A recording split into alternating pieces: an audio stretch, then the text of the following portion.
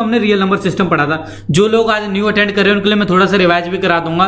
जो आज पहली बार आ रहे हैं क्लास को देखने के लिए उनको मैं फिर से जो मैंने कल पढ़ाया उसको दोबारा से रिवाइज भी करा दूंगा। तो कल हमने क्या क्या पढ़ा था? कल हमने पढ़ा था first point real number system.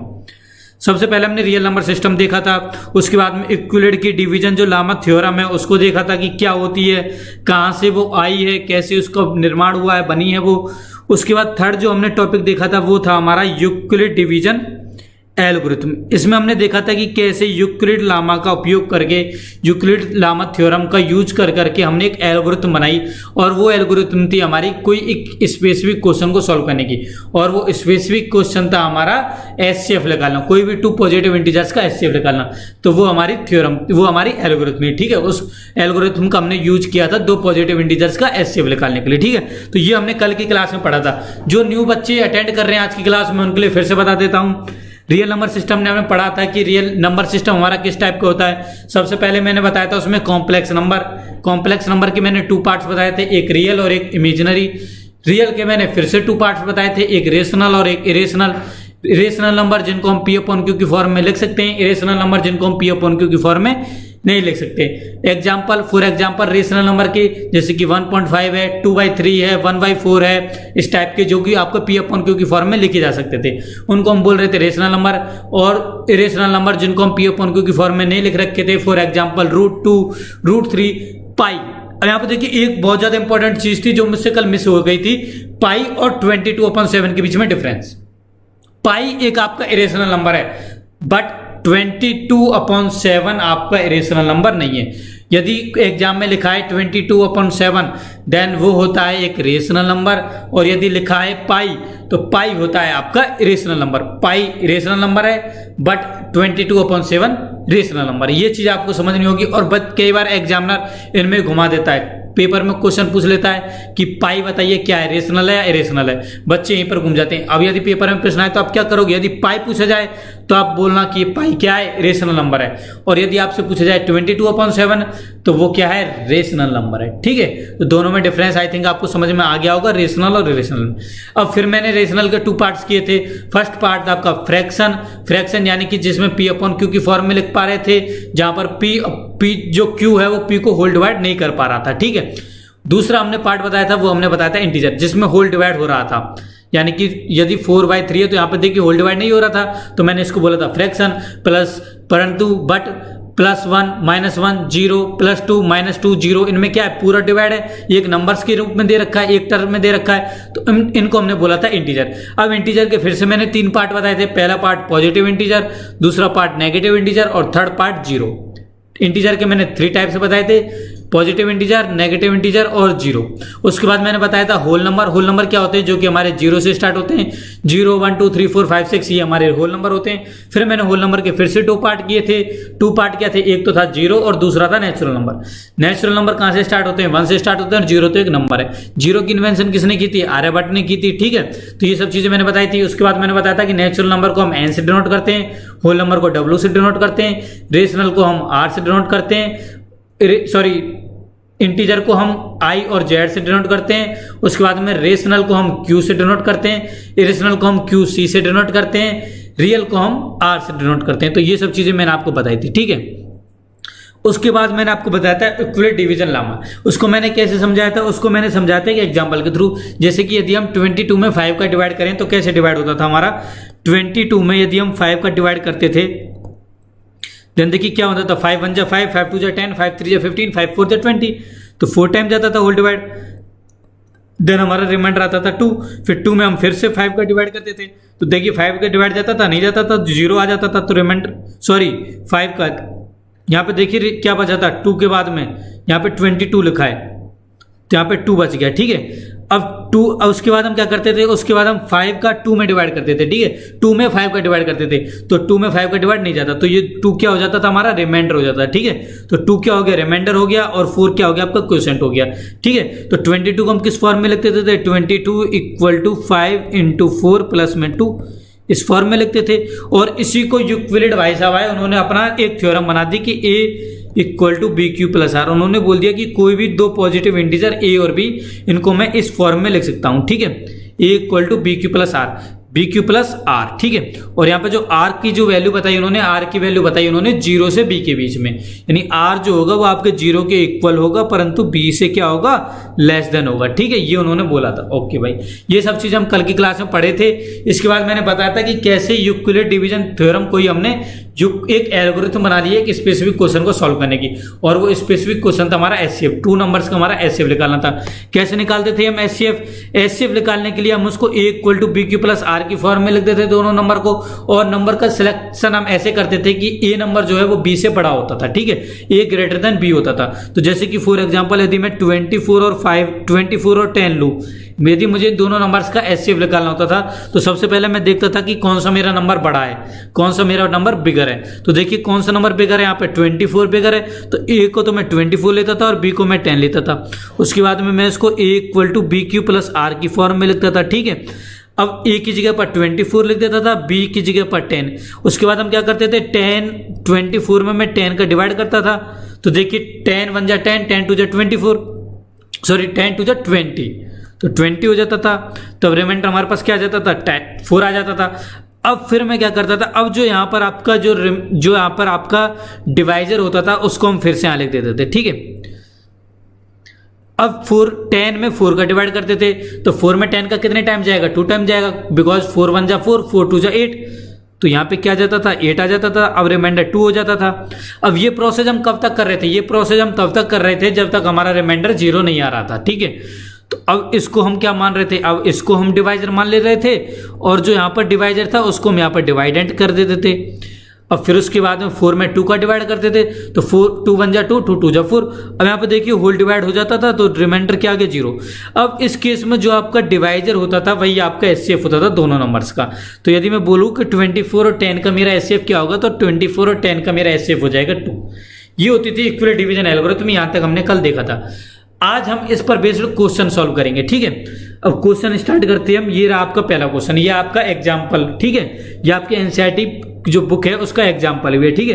Question क्या है, क्वेश्चन आपका Euclid division algorithm, find the HCF of 2 numbers. हमें 2 नंबर्स दिए हैं, एक दिया है 4052 और एक दिया है 12576। अब मैंने क्या बताया था, स्टेप को याद रखना आपको। यूक्लिड डिवीजन एल्गोरिथम का यूज करके आपको यदि एचसीएफ निकालना है किसी भी 2 नंबर्स का, तो आपको मैंने एक स्टेप बताई थी, 2-3 स्टेप बताई थी, उन स्टेप का आपको जरूर से ध्यान रखना है। सबसे पहले क्या करना है आपको, सबसे पहले दोनों नंबर्स में आपको देखना है कि कौन सा नंबर बिगर है, बड़ा नंबर कौन सा है। तो देखिए दोनों में बड़ा नंबर कौन सा है हमारा, 4052 बड़ा है या फिर मैं 12576 बड़ा है। जल्दी से मुझे इसका आंसर बताइए कि कौन सा नंबर बड़ा है। क्लियरली यहां से दिख रहा है कि कौन सा नंबर बड़ा है, ज्यादा टाइम नहीं लगना चाहिए इसमें। क्लियरली हमें दिख रहा है कि 12576 जो है वो 5 डिजिट नंबर है, तो वो बड़ा होगा। 4052 क्या है, 4 डिजिट नंबर है, तो इसका मतलब 12576 क्या है, हमारा बड़ा नंबर है, ठीक है। तो उसके बाद क्या करते थे, जो बड़ा नंबर होता था उसको हम ए एज्यूम करते थे, और जो हमारा छोटा नंबर होता था उसको हम बी एज्यूम करते थे। तो late A equal to 12576 and B equal to 4052, ठीक है। अब इसके बाद क्या करते थे, इसके बाद हम यूक्लिड डिवीजन जो हमारी थ्योरम है उसको अप्लाई करते थे।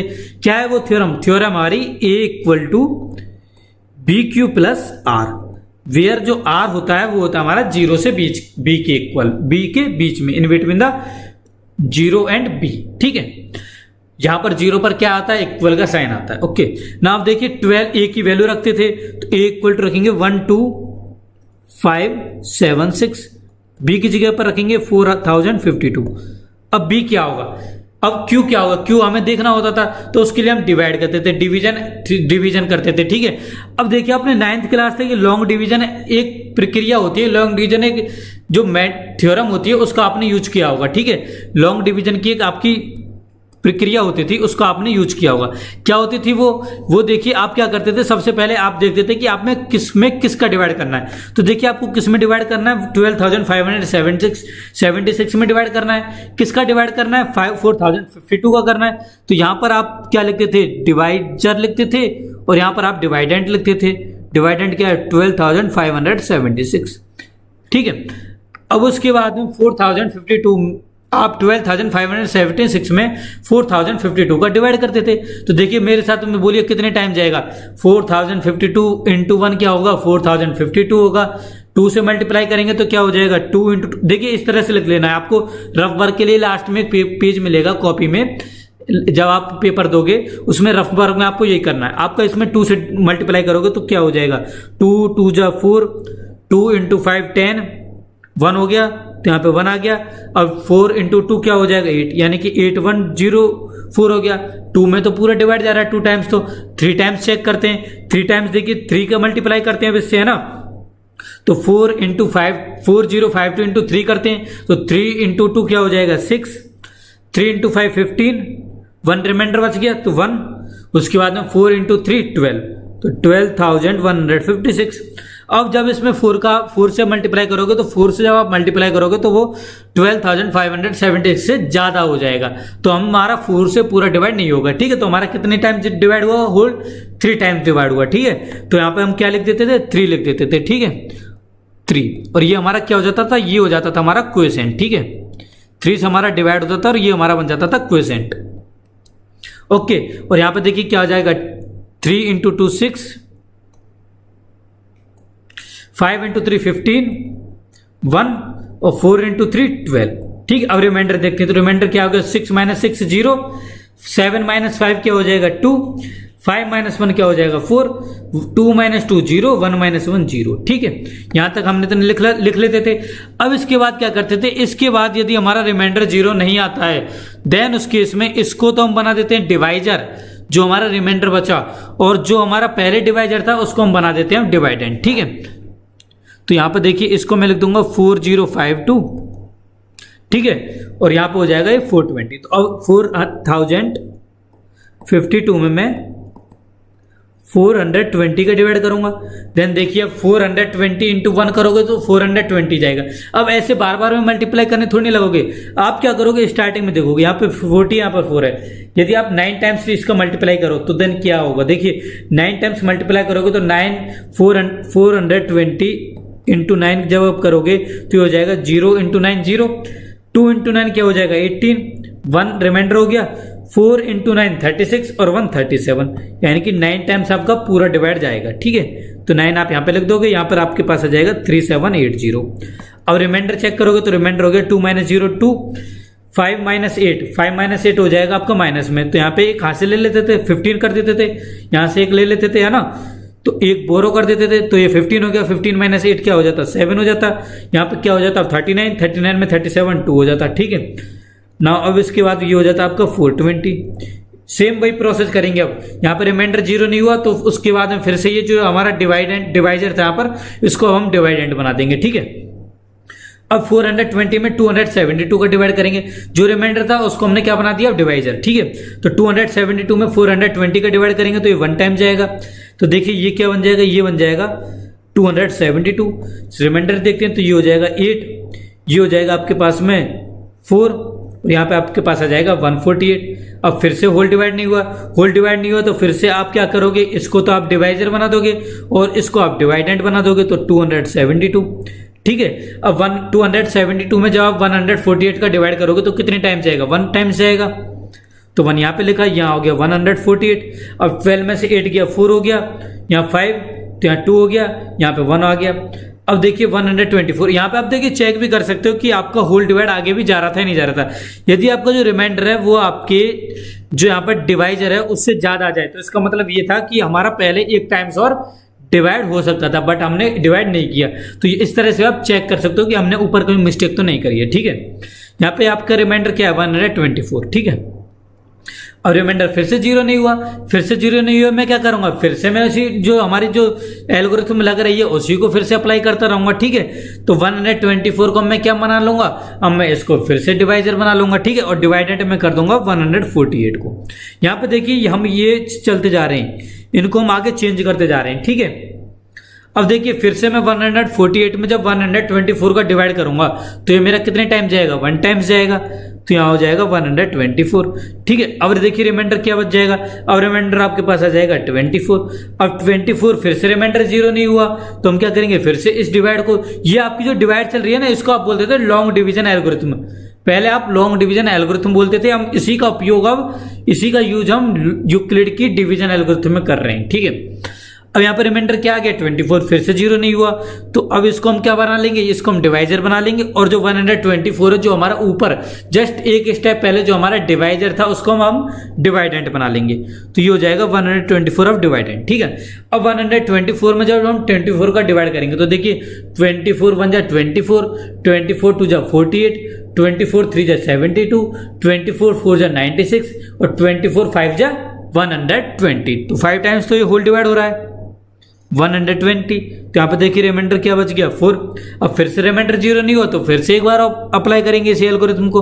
अब 24 क्या हो जाएगा आपके पास, डिवाइजर हो जाएगा। ठीक है, डिवाइडेंट हो जाएगा सॉरी, और 4 क्या हो जाएगा, डिवाइजर हो जाएगा। ठीक है, अब 24 में जब आप 4 का डिवाइड करोगे तो देखिए 4 1 जा 4, 4 2 जा 8, 4 3 जा 12, 4 4 जा 16, 4 5 जा 20, 4 6 जा 24। अब देखिए 6 टाइम जब आप डिवाइड कर रहे हो तो यहाँ क्या हो जाएगा 24। अब आपके पास रिमाइंडर क्या आ गया 0।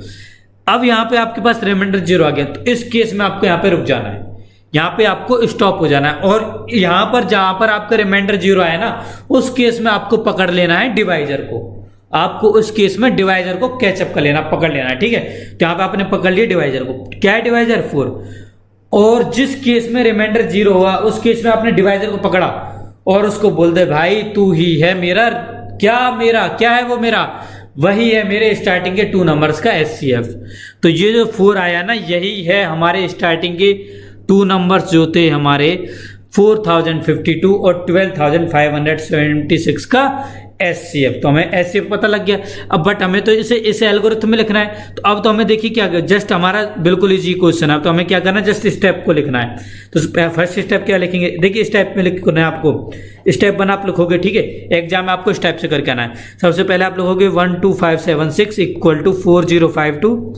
अब कितने टाइम्स डिवाइड गया ये आपका 9 टाइम्स, यहाँ पे देखिए कितने टाइम्स गया था ये आपका 3 टाइम्स गया था, तो इंटू 3 लिख दोगे, प्लस में रिमाइंडर आपका इस केस में क्या बचा था, रिमाइंडर आपका बचा था 420, तो यहाँ पे आप इसको प्लस में 420 लिख दोगे। ठीक है, उसके बाद आप लिखोगे R not equal to 0, then उसके बाद में 420 जो है वो आपका लेस देन है 4052 से, तो उसके बाद में 4052 इक्वल टू लिखोगे आप 420 इंटू में 9 प्लस में, अब देखिए रिमाइंडर क्या बचा था आपका, रिमाइंडर बचा था 272, तो प्लस में 272 लिख दोगे। अब यहाँ पे फिर से आप लिखोगे R नॉट इक्वल टू 0, फिर तो अगेन अप्लाई करोगे आप इस एल्गोरिथम को, तो यहाँ पे हो जाएगा। अब देखिए 272 420 से लेस देन होगा, तो यहाँ पे लिखोगे 420 इक्वल टू 272 इंटू 1 प्लस में, अब देखिए रिमाइंडर क्या बचा था, रिमाइंडर हमारे पास बचा था 148, तो यहाँ पे 148 लिख दोगे। ठीक है, इस तरह से आपको लिखते जाना है, नीचे आपको इस तरह से लिखते जाना है। ठीक है, यहाँ पे फिर से आप लिखोगे R not equal to 0, then आप लिखोगे 272 इक्वल टू 148 इंटू में 1 प्लस में, अब आपका रिमाइंडर क्या बचा था, यहाँ पे देखिए ऊपर रिमाइंडर आपके पास बचा था 124, तो यहाँ पे प्लस में 124 लिख दोगे। इस टाइप में आपको लिखते जाना है। ठीक है, अब उसके बाद फिर से रिमाइंडर 0 नहीं है तो R नॉट इक्वल टू 0 लिखना है, उसके बाद यहाँ पे लिख देना 148 इक्वल टू 124 इंटू में 1 प्लस में 24, फिर से R नॉट इक्वल टू 0 है। ठीक है, तो अब देखिए यहाँ पर R नॉट इक्वल टू 0, तो अब 124 को A की जगह पर लिख देंगे, 24 को B की जगह पर लिख देंगे, फिर से 5 टाइम्स गया, रिमाइंडर 4 बच गया, फिर उसके बाद में फिर R नॉट इक्वल टू 0 है। ठीक है, उसके बाद में 24 आपने यहाँ लिखा 4 इंटू 6 प्लस में 6। अब यहाँ पे आप बोलोगे R इक्वल टू 0, चूंकि R equal to 0, because R equal to 0 that means कि जो अब इस केस में जो B है, B इक्वल टू 4 जो है, it is the SCF of 4052 and 12576। यही हमारे दो स्टार्टिंग में नंबर थे, 4052 एंड 12576, तो दोनों का SCF क्या आ जाएगा इस केस में 4। ठीक है, तो हमारा SCF क्या आ गया 4। सो इस तरह से आपको पेपर में क्वेश्चन को सॉल्व करके आना। यदि आप इस तरह से सॉल्व करके आओगे तो आपके एग्जाम में पूरे मार्क्स आएंगे। ठीक है, कहीं पर भी आपके मार्क्स नहीं कटेंगे। ठीक है, तो इस तरह से हमने देखा था कि कैसे हम 2 पॉजिटिव नंबर्स का SCF निकालते हैं। यह आपका प्रॉपर मेथड था जिस तरह से आपको बोर्ड के पेपर में सॉल्व करके आना है। अब मैं आपको प्रॉपर मेथड में सॉल्व ना करा करके जल्दी जल्दी सॉल्व कराऊंगा। ठीक है, प्रॉपर मेथड में आपको पेपर में सॉल्व करना है। ठीक है, ओके। अब नेक्स्ट क्वेश्चन देखते हैं। नेक्स्ट क्वेश्चन मैंने लिया है आपका यूक्लिड डिवीजन थ्योरम से, ठीक है। यूक्लिड डिवीजन थ्योरम का भी आपको क्वेश्चन आता है, और वो देखिए क्वेश्चन किस टाइप के होते हैं। वो क्वेश्चन आपके कुछ इस टाइप के होते हैं कि आपको कोई बोल देता है कि कोई पॉजिटिव इंटीजर है, कोई ऑड इंटीजर है या इवन इंटीजर। अब देखिए ऑड और इवन क्या होता है, यहाँ पे एक वर्ड लिखा हुआ ऑड। अब ऑड क्या होता है इसको समझ लेते हैं, क्योंकि बिकॉज बहुत से बच्चों को नहीं पता होता कि ऑड क्या होता है और इवन क्या होता है। तो ऑड नंबर आपके वो नंबर होते हैं जिनमें आपको 2 का होल डिवाइड नहीं जाता है, ठीक है। यानी कि जिसके यदि आप फैक्टर करो तो उसके फैक्टर में 2 कॉमन फैक्टर नहीं हो, ठीक है, 2 फैक्टर नहीं हो। यदि उसके फैक्टर में 2 फैक्टर नहीं होगा देन उस केस में वो नंबर होगा आपका ऑड नंबर, ठीक है। तो ऑड नंबर क्या नंबर हो गया, ऑड नंबर आपका वो नंबर हो गया जिसमें आपका 2 का होल डिवाइड नहीं होता है। और यदि 2 का होल डिवाइड हो जाता है तो उसको हम बोलते हैं इवन नंबर, ठीक है। तो इवन नंबर आपका वो नंबर हो जाएगा जिसमें 2 का होल डिवाइड होता है, ऑड नंबर आपका वो नंबर हो जाएगा जिसमें 2 का होल डिवाइड नहीं होता है, ठीक है। तो आई थिंक आप सभी लोगों को इवन और अच्छी तरह से समझ में आ गया होगा। इवन मतलब 2 का होल डिवाइड हो रहा है, और मतलब 2 का होल डिवाइड नहीं हो रहा है, मतलब कुछ ना कुछ रिमाइंडर बच रहा है, ठीक है। और रिमाइंडर क्या बचेगा, 1 ही बचेगा, ठीक है, उस केस में।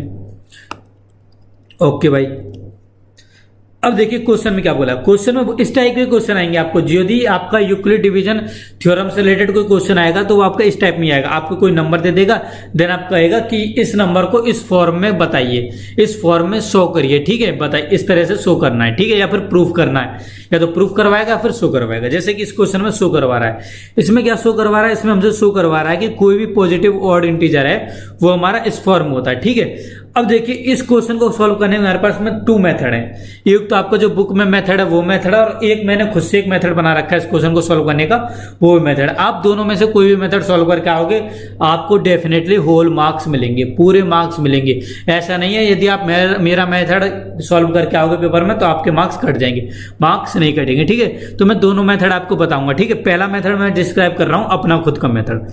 इस मेथड में क्या करते हैं, इस मेथड में मैं सबसे पहले बताता हूं कि पॉजिटिव ऑड इंटीजर होते क्या हैं। तो पॉजिटिव ऑड इंटीजर होते हैं हमारे 1, 3, 5, 7, 9, 11। इस टाइप के जो हमारे नंबर होते हैं वो हमारे होते हैं positive odd integer. Positive integer मैंने क्या बताए थे, पॉजिटिव इंटीजर मैंने बताए थे +1, +2, +3, +4, ये बताए थे मैंने।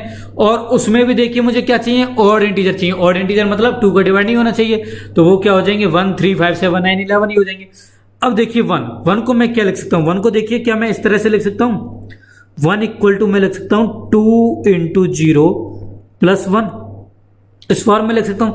या फिर मैं आपकी ज्यादा सुविधा के लिए मैं 1 को लिख देता हूं 4 × 0 + 1, ठीक है। अब देखिए 3 को मैं लिख सकता हूं 3 = 4 × 0 + 3। उसके बाद 5 देखिए, 5 को मैं क्या लिखूंगा, यहां पे देखिए मैं क्या कर रहा हूं, बेसिकली मैं यूक्लिड डिवीजन थ्योरम का यूज कर रहा हूं, ठीक है। तो देखिए 5 इक्वल टू क्या लिख सकता हूं मैं, 5 = 4 × अब देखिए 5 में यदि आप 4 का डिवाइड करोगे तो आपका क्वोशेंट क्या आएगा, क्वोशेंट आपके पास आ जाएगा 1, तो 4 × 1। अब रिमाइंडर क्या हो जाएगा, रिमाइंडर आपके पास हो जाएगा 1, ठीक है।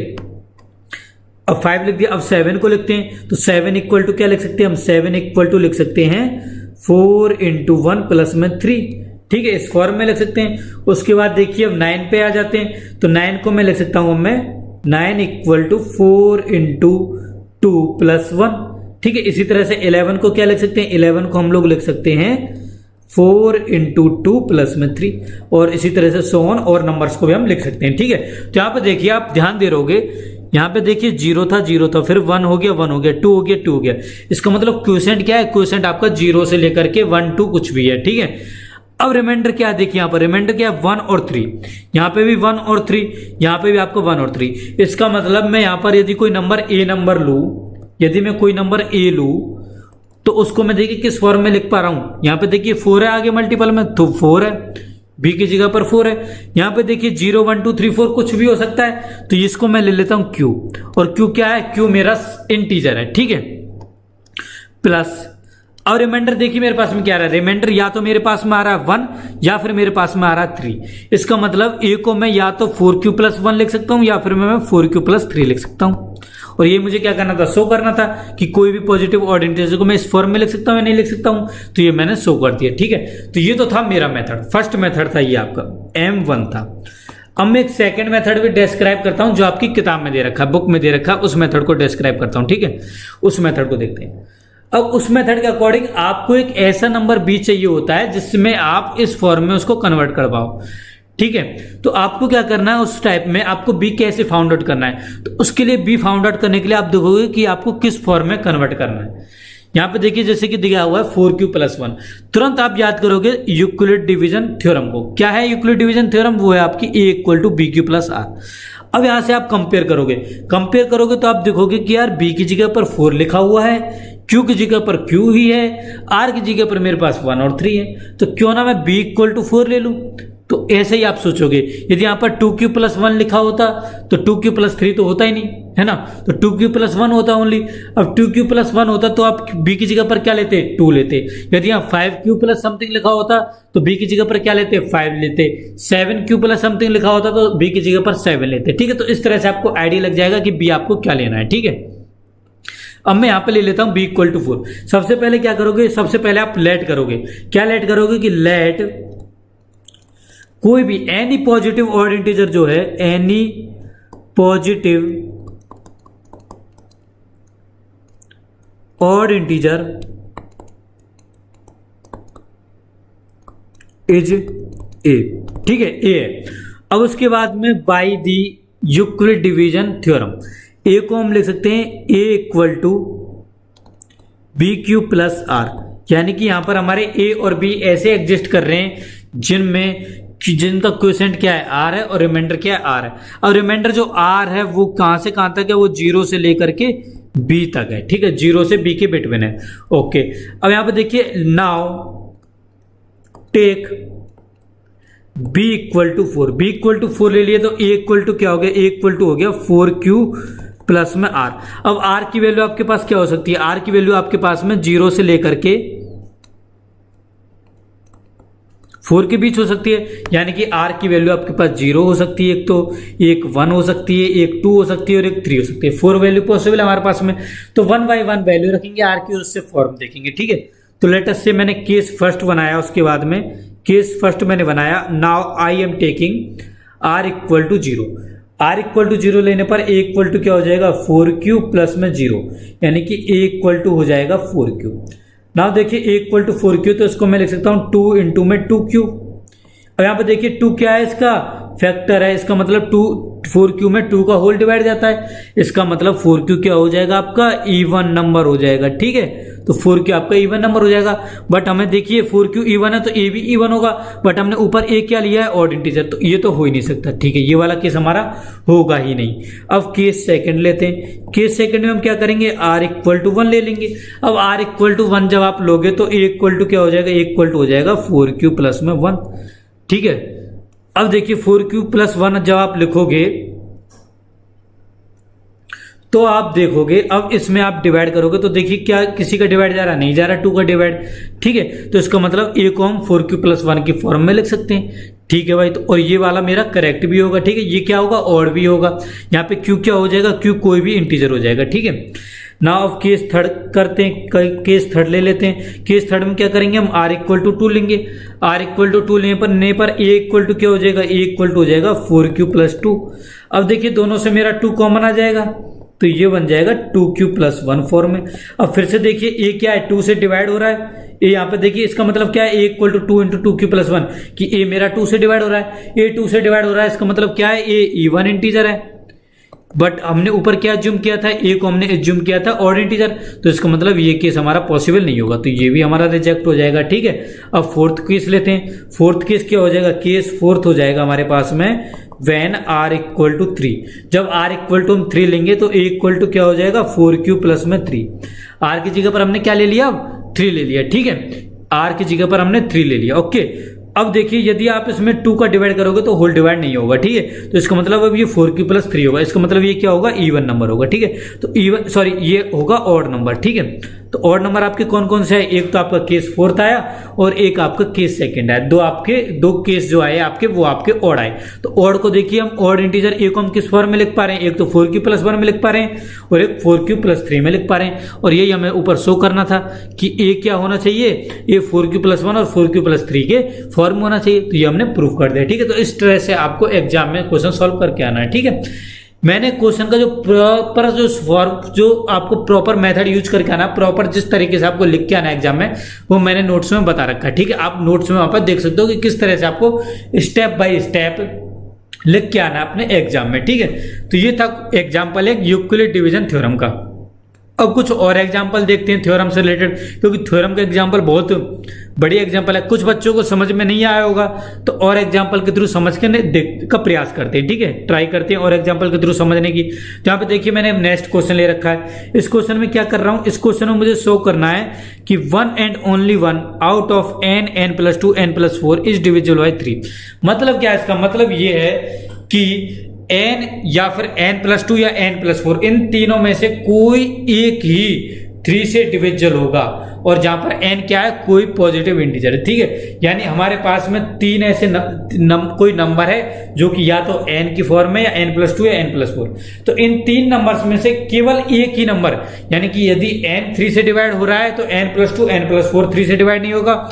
यदि n+2 3 से डिवाइड हो रहा है तो n और n+4 3 से डिवाइड नहीं होगा, और यदि n+4 3 से डिवाइड हो रहा है तो n और n+2 3 से डिवाइड नहीं होगा। ठीक है, इस लाइन का मतलब केवल इतना सा है।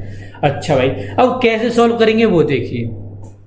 हमें कोई एक ऐसा नंबर देखना होगा जो 3 से डिवाइड हो रहा हो। तो 3 से डिवाइड हो रहा होगा तो वो नंबर किस फॉर्म होगा, वो देखिए वो आपका नंबर होगा, ये मान लो मैं ए नंबर ले रहा हूं उसको। ठीक है, ए नंबर ले रहा हूं मैं, तो ए जो होगा आपका वो आपका 3q + r की फॉर्म में होगा, इस टाइप में होगा। 3 से डिवाइड होगा पूरी तरीके से, है ना, जिसमें रिमाइंडर क्या आएगा 0। अब r की जो आपकी वैल्यू होगी वो आपकी 0 से लेके 3 के बीच होगी। ठीक है, ओके भाई। अब देखिए यहाँ पे ए के आपके पास में 3 केस बनेंगे। पहला केस क्या बनेगा, केस फर्स्ट आपके पास बनेगा व्हेन r = 0 हो। r = 0 के केस में ए क्या हो जाएगा, ए आपका उस केस में हो जाएगा a = 3q। ठीक है, अब केस सेकंड ले लेते हैं। केस सेकंड में आपका r = क्या हो जाएगा, 1 हो जाएगा। अब r = 1 में a = क्या हो जाएगा, a = आपके पास हो जाएगा 3q + 1। ठीक है, अब केस थर्ड लेते हैं। केस थर्ड में r = क्या होगा, 2 होगा। केस थर्ड में आपके पास हो जाएगा r = 2, तो a = क्या हो जाएगा, a = आपके पास हो जाएगा 3q + में 2। अब r की वैल्यू क्या है, 3 से लेस देन है, मतलब 3 नहीं हो सकती, तो r = 2 ही पॉसिबल ओनली। ठीक है, तो इसका मतलब a मेरा 3 इन फॉर्म में हो सकता है। ओके भाई, अब देखिए a क्या है, 3q है, a = क्या है, 3q। ठीक है, अब देखिए हमें क्या दिया, n दिया है। अब इसको यदि मैं n की इक्वल कर दूं, यानी 3q = n कर दूं, तो q = क्या हो गया, n/3। इसका मतलब क्या है कि n जो है वो 3 से डिविजिबल है। ठीक है, इस केस में n क्या हो गया, 3 से डिविजिबल हो गया, n is divisible by 3।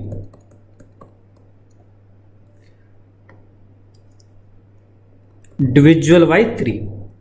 Okay, अब चेक करते हैं n+2 तो कहीं हमारा 3 से डिविजिबल नहीं है, तो इस केस में मैं क्या करूंगा, अब मैं 3q = लिखूंगा n+2। तो उस केस में n क्या हो जाएगा, n हो जाएगा 3q - 2। अब देखिए यदि आप इसमें 3 का डिवाइड करोगे तो क्या डिवाइड जाएगा, नहीं जाएगा। क्यों नहीं जाएगा, क्योंकि अब आपके पास में कुछ रिमाइंडर बचेगा। ठीक है, रिमाइंडर क्या बच जाएगा, आपके पास में 2 बच जाएगा। ठीक है, इसका मतलब n अब 3 से डिवाइड नहीं हो रहा है, इस केस में n 3 से डिवाइड नहीं होगा। अब यदि आप 3q = n+4 लिखोगे, देन देखिए उस केस में n = क्या हो जाएगा, n = हो जाएगा 3q - 4। अब देखिए इस केस में भी आपका n क्या है, 3 से होल डिवाइड नहीं हो रहा है, तो इसका मतलब ये भी होल डिवाइड नहीं होगा।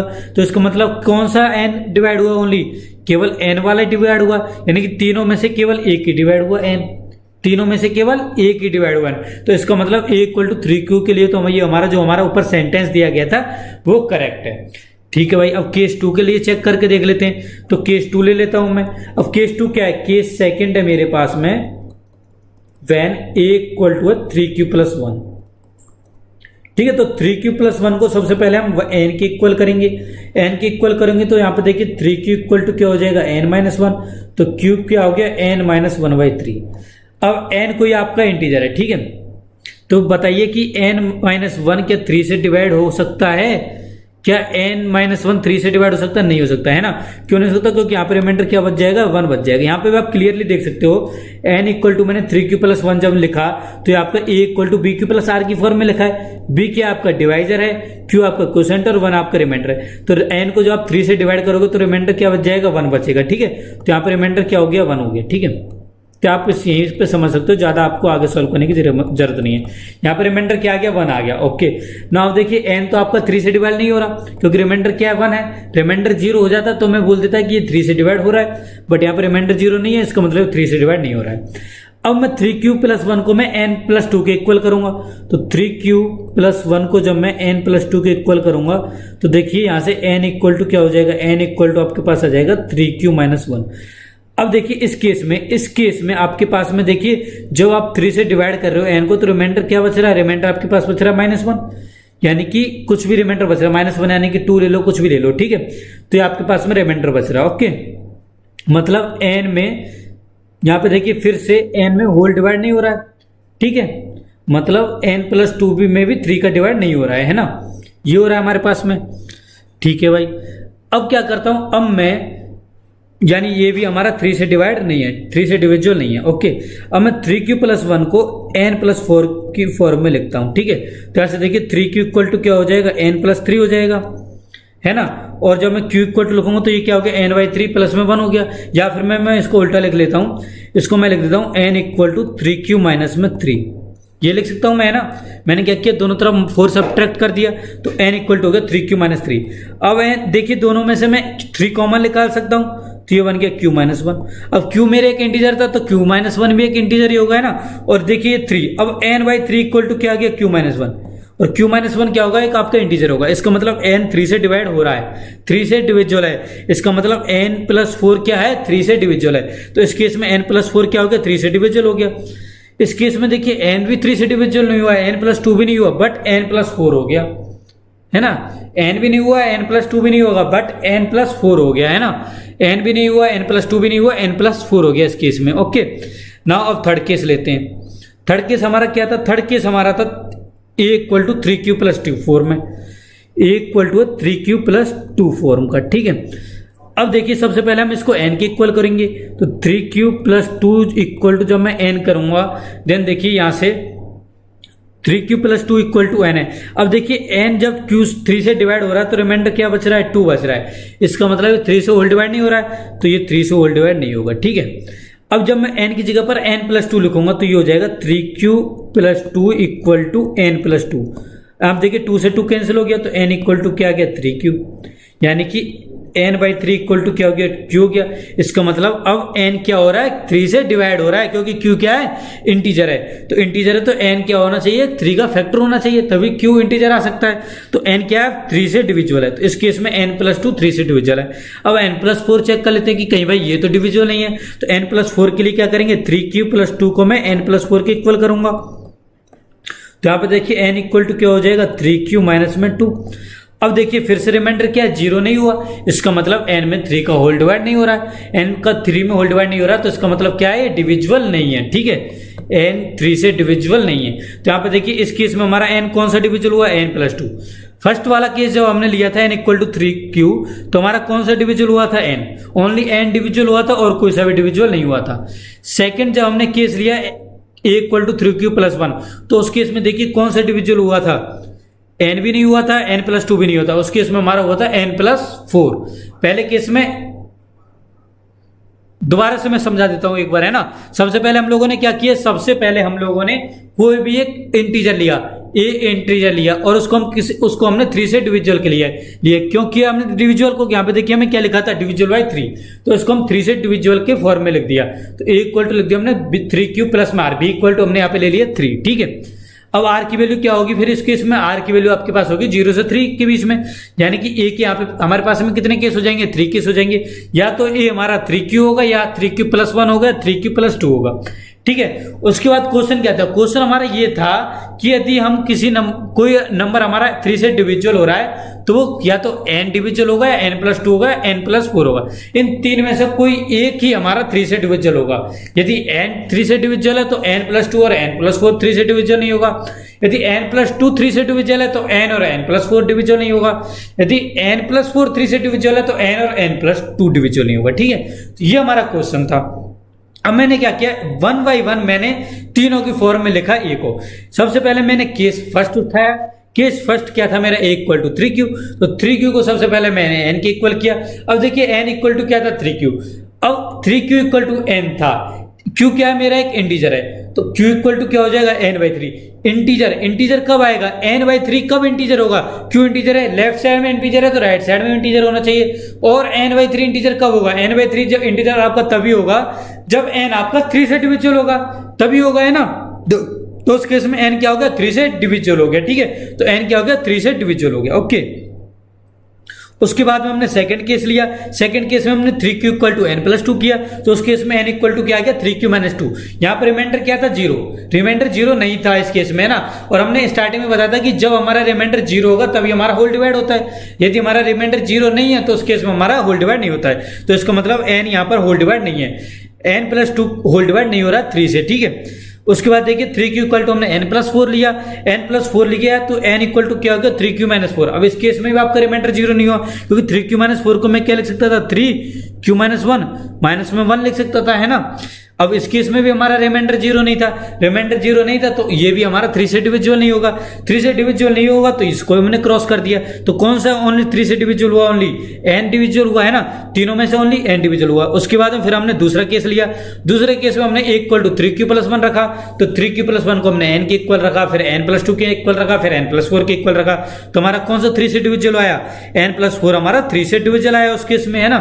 उसके बाद फिर हमने सेकंड केस कंसीडर किया। उस केस में हमने 3q + 2 को n+2 और n+4 के इक्वल किया। उस केस में हमारा n+2 जो है वो 3 से डिविजिबल आया। ओनली 1 ही हमारा 3 से डिविजिबल आ रहा है। तीनों केस में देखिए, जब हमने 3q लिया तो ओनली तब n डिविजिबल आया 3 से। जब हमने 3q + 1 लिया तो n+4 हमारा 3 से डिविजिबल आया। जब हमने 3q + 2 लिया तो n+2 आया। तो ओनली 1 आ रहा है ना, तीनों केसों में ओनली 1 ही हमारा 3 से डिविजिबल हो रहा है। यही हमें शो करना था, तो इस तरह से हमारा शो हो गया, ठीक है। तो ये था आपका प्रॉपर मेथड। इस टाइप के क्वेश्चन आते भी हैं, 4 मार्क के क्वेश्चन आपके पूछे जाते हैं। तो इस तरह से आपको क्वेश्चन सॉल्व करना है। ये आपका वेरी वेरी इंपॉर्टेंट क्वेश्चन है। मैंने आपको स्टार्टिंग में बताया था, मैं जब क्लास कराऊंगा तो मैं आपको इंपॉर्टेंट क्वेश्चन भी नोट डाउन कराऊंगा। तो ये क्वेश्चन आपको बहुत ही ज्यादा इंपॉर्टेंट क्वेश्चन है। मे भी हो सकता है कि ये आपका इस बार आ जाए। ये हो सकता है कि बेसिक वालों के लिए नहीं है, परंतु जो आपको ये चीज और मैं बता देता हूं कि जो आपका मैथ का पेपर होता है वो 2 पार्ट्स में होता है। एक होता है बेसिक और एक होता है एडवांस। बेसिक जिसमें बिल्कुल बेसिक क्वेश्चन आते हैं, एडवांस में थोड़े एडवांस लेवल के क्वेश्चन आते हैं, ठीक है। हम इसके बारे में थोड़ा बाद में भी वीडियो के माध्यम से बात करेंगे, ठीक है। इसके बारे में भी ज्यादा बात नहीं कर रहे हैं, केवल आपको क्वेश्चन देखना है, क्वेश्चन आपको किस फॉर्म में सॉल्व करना है। बेसिक एडवांस के बारे में मैं बाद में भी एक वीडियो में बताऊंगा, ठीक है, कि क्या क्या होता है वो। तो आई होप आप सभी को क्वेश्चन अच्छी तरह समझ में आ गया होगा, है ना। नाउ नेक्स्ट क्वेश्चन पे चलते हैं। नेक्स्ट क्वेश्चन आपका use Euclid division lemma to show that square of any positive integer is either of the form 3m और 3m+1। अब इस केस में क्या लेना है, इस केस में आपको क्या लेना है, कोई भी एक पॉजिटिव इंटीजर लेना है। तो लेट अस से मैंने पॉजिटिव इंटीजर ले लिया a, ठीक है। अब उसके बाद में आपको क्या करना है, a देखिए यहाँ पे 3m दे रखा है, तो इसका मतलब आपको b = क्या लेना होगा, 3। तो a = हो जाएगा आपके पास में 3q + में r, और r = क्या हो जाएगा, 0, 1, 2। इसका मतलब a = हो गया 3q, 3q + 1 और 3q + 2। बट क्वेश्चन में क्या बोला है, क्वेश्चन बोला है square of any positive integer, okay. अब हम क्या करेंगे, इसका स्क्वायर करेंगे, ठीक है। तो स्क्वायर करेंगे तो देखिए 3q का स्क्वायर क्या हो जाएगा, 9q²। 9q²। 3q + 1 का स्क्वायर करेंगे तो ये हो जाएगा a + b का होल स्क्वायर से, तो ये हो जाएगा 9q² + 1 प्लस में 6q। देन उसके बाद इसमें से 9q² और 6q में से जब आप 3 कॉमन निकालोगे तो ये आपके पास आ जाएगा 2q प्लस में, सॉरी यहाँ पे आ जाएगा 3q² प्लस में 2q, ठीक है, और प्लस में 1 बच जाएगा। यानी कि ये देखिए 3 से डिवाइड हो रहा है, तो इसको मैं एक नया मान लूंगा m इंटीजर, तो ये हो गया 3m+1 की फॉर्म में। उसके बाद जब आप इसका होल स्क्वायर करोगे तो देखिए इसका होल स्क्वायर क्या हो जाएगा, इसका होल स्क्वायर हो जाएगा 9q², ये मैं किससे सॉल्व कर रहा हूँ, ये मैं सॉल्व कर रहा हूँ ए प्लस बी के होल स्क्वायर वाले फॉर्मूले से। ए प्लस बी का होल स्क्वायर क्या होता है, A square plus B square plus 2ab, उस वाले फॉर्मूले से मैं इसको सॉल्व कर रहा हूँ। ठीक है, तो 3q का होल स्क्वायर 9q स्क्वायर, 2 का होल स्क्वायर 4 और 3q into 2 6q into 2 12q। अब देखिए इनमें से कॉमन क्या आ रहा है, 3 कॉमन आ रहा है, तो मैं इसको लिख सकता हूँ 3q स्क्वायर प्लस में 4q प्लस में 1 प्लस में 1। ठीक है, इस फॉर्म में लिख सकता हूं। तो अब देखिए इसको मैं क्या लिख सकता हूं, 3m प्लस 1 के फॉर्म में लिख सकता हूं। तो यहाँ पे आपने क्लियरली देखा कि मैं किसी भी स्क्वायर को किस फॉर्म में लिख पा रहा हूं। एक तो मैं यहाँ पे देखिए 9q स्क्वायर, इसको मैं लिख सकता था 3 इंटू 3q स्क्वायर, और 3 स्क्वायर को मैं m मान सकता था बिकॉज q क्या है, एक इंटीजर है। मैंने यहाँ पर एज्यूम किया है q मेरे एक इंटीजर है, तो q स्क्वायर भी एक इंटीजर होगा, 3q स्क्वायर भी एक इंटीजर होगा, तो m भी क्या हो जाएगा, एक इंटीजर हो जाएगा। तो 3m प्लस 1 की फॉर्म में मैं लिख पा रहा हूँ। ठीक है, तो यही हमें शो करना था। ठीक है, तो इस तरह से क्वेश्चन सॉल्व हो जाएगा। अब एक होमवर्क के लिए क्वेश्चन लिखिए जल्दी से, ये आपका क्वेश्चन है होमवर्क के लिए। इस क्वेश्चन में आपको क्या करना है, इस क्वेश्चन में आपको जस्ट HCF निकालना है, कुछ नहीं करना है। HCF क्वेश्चन क्या है आपका, क्वेश्चन आपका 616 आपके मेंबर हैं। आर्मी की कोई एक जो परेड होती है ना, उसमें 616 आपके मेंबर हैं, जिसमें से 32 को आपको एक परेड में रखना है, एक लाइन में रखना है, और आपको जो 666 है इसको आपको 2 पार्ट्स में इक्वल डिवाइड कर देना है। 32 की आपको एक रो बनानी है, कॉलम बनानी है। ठीक है, 32 की आपकी कॉलम है, तो आपको बताना है कि मैक्सिमम नंबर ऑफ कॉलम क्या हो सकती है। ठीक है, तो इस क्वेश्चन का आंसर मुझे इस वीडियो की कमेंट में बताना है। ठीक है, जो भी आपका आंसर है उसको इस वीडियो में कमेंट में बताना। मैं आपको हिंट के तौर पर बता देता हूं कि आपको इस क्वेश्चन में करना क्या है। आपको इस क्वेश्चन में दोनों नंबर्स का HCF निकालना है। ठीक है, सबसे पहले क्या करोगे, 616 को 2 से डिवाइड करोगे तो वो आ जाएगा 308, और उसके बाद में आपको 308 और 32 का HCF निकालना है। ठीक है, तो इस क्वेश्चन को सॉल्व करना आप अपनी तरफ से, मुझे इस वीडियो की कमेंट में आंसर बताना। मैं सभी बच्चों से इसका आंसर चाहता हूं, जितनी मेहनत मैं कर रहा हूं ना उतनी मेहनत मुझे आपसे भी चाहिए। ठीक है, तो आज की क्लास को यहीं पे फिनिश करते हैं। कल स्टार्ट करेंगे थर्ड लेक्चर, जिससे हम बात करेंगे नेक्स्ट टॉपिक के बाद में। नेक्स्ट टॉपिक आपका क्या है, फंडामेंटल थ्योरम ऑफ अर्थमेटिक। ठीक है, तो उसके बारे में हम वहां पर बात करेंगे। ठीक है।